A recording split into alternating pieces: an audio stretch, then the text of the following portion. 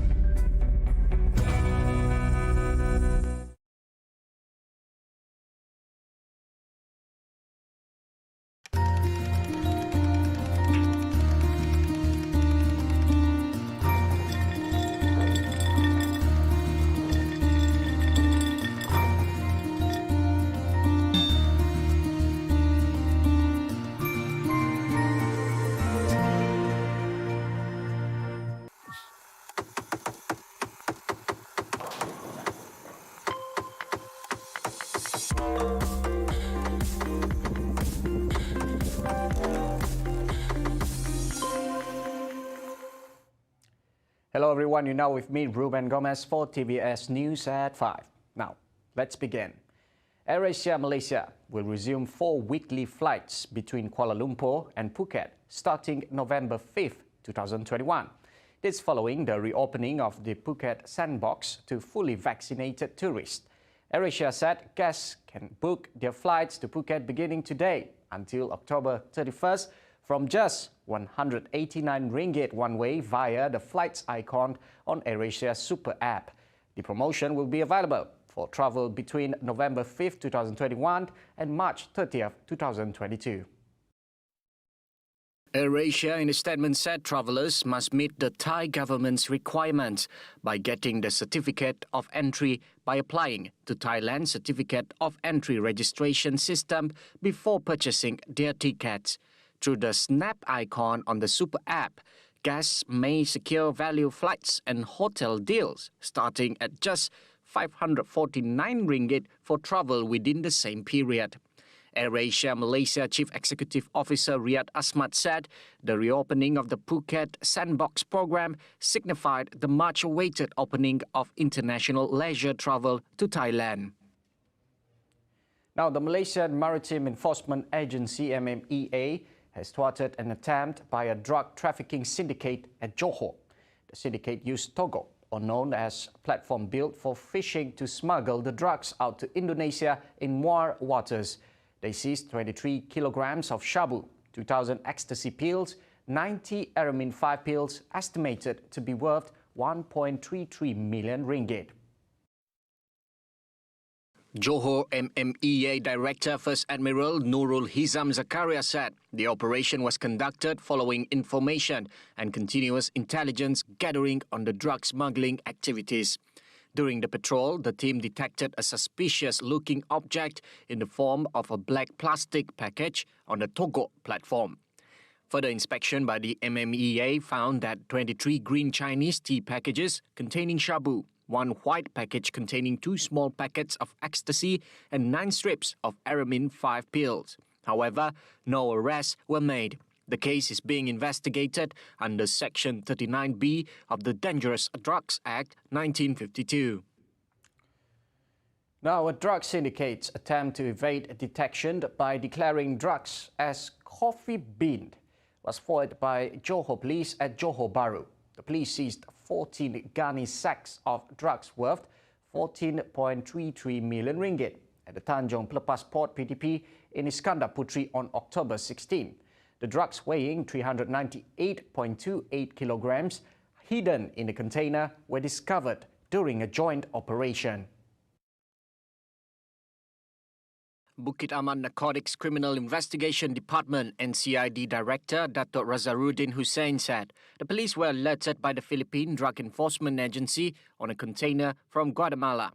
The container was expected to pass through PTP before heading towards the Philippines, believed to be carrying methamphetamine. Razarudin said police believe the syndicate was carrying out their smuggling activities using sea routes from a foreign country, in which Malaysia as a transit before smuggling the banned substances to a third country.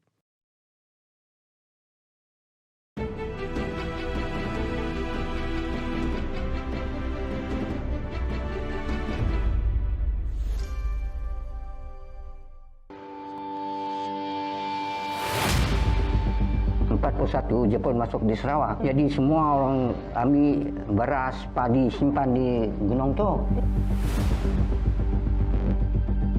Sukat kami kamu dia tu. Macam kilat kata aku kan.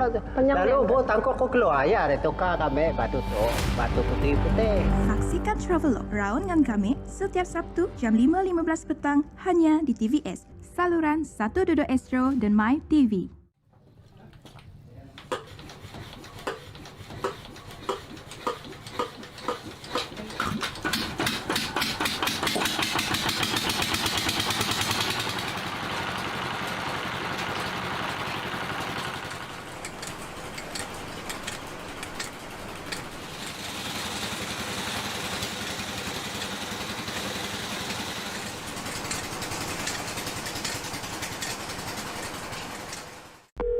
Kecemasan, boleh saya bantu? Hello, there's been a motorcycle accident here. Maybe an elephant ran it over? Sir, there is fire accident at the address number 5 Jalan Tembika Shah Alam. PGO from FRT Shah Alam, there was no fire accident here, over.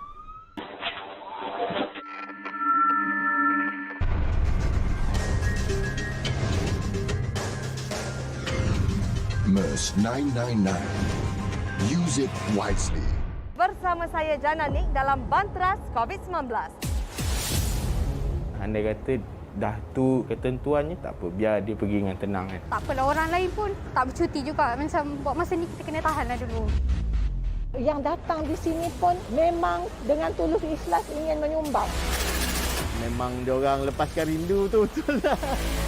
Pastikan anda bersama kami Bantras COVID-19 setiap Isnin jam 10.30 malam hanya di TVS.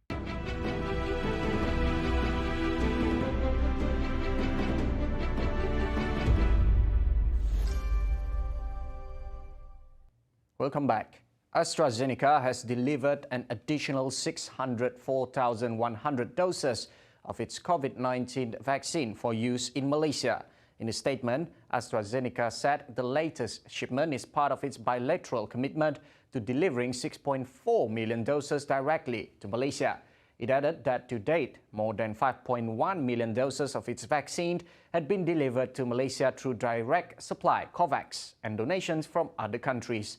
It said more vaccine doses are expected to be delivered between now and early 2022. Electric vehicles, EV, have become instruments to disrupt the already matured automotive industry. It is no longer an option, but the only path for Malaysia to move further into the industry. Malaysia possesses complete skill sets for automotive design engineering. Therefore, experts say the country has the best fundamentals to transform into a regional EV hub compared to our neighboring countries. According to TGT Automotive Solution Sdn Bhd founder Kevin Tam, Malaysia has been in the electrical and electronics E&E industry for more than 50 years. He added that the country too is the largest automotive integrated circuit IC exporter in the world. Being involved in a company that provides tech solutions to the automotive sector, he said the country has E&E research and development engineers to complete an electronic system from IC level to system level. He said Malaysia must not be overthrown by its neighboring countries like Thailand, Vietnam and Indonesia. Now, world productions of 4 vegetables oil, namely palm oil, sunflower oil, soybean oil and rapeseed oil, is expected to increase about 7 million tons for the 2021 to 2022 period. This following the 2 years of global production deficit and a sharp decline in vegetables oil stocks. According to Oil World, it is the biggest growth in 4 years. Oil World head Thomas Milker said if this materializes, vegetable oil prices are set to decline and milk prices will become relatively stronger during the year. According to Milker, world palm oil production recovered only by 1.7 million tons in the October 2020 until September 2021 period. He said an increase by 3.5 million to 4 million tons is likely for this 2021-2022 season. Of that, Production in Indonesia is expected to rise by 1.7 million to 2 million tons. Output in Malaysia is expected to improve 1 million to 1.2 million tons, and that of other countries is going to contribute about 800,000 tons. Now, Malaysia's ties with strategic partners such as the United States, US and European Union (EU) have continued to strengthen, despite the challenges due to the COVID-19 pandemic. Deputy Foreign Minister Datuk Kamarudin Jaafar said bilateral trade between Malaysia and the US increased by 27.1% year-on-year to 121.01 billion ringgit, while trade with the EU expanded by 26.66% to 79.94 billion ringgit from January to July this year. Kamarudin also added that in line with the 12th Malaysia Plan, the focus would be on strategic and high-impact industries, including tourism, electrical and electronics E&E, global services, aerospace, creative industries, halal industries, biomass industries, and smart agriculture activities. Other measures include inviting more US companies to relocate their business operations to Malaysia and exploring cooperation in the field of digital technology with the country at the ASEAN level. Well, that's conclude TVS News at 5. I'm Ruben Gomez. Anytime, anywhere.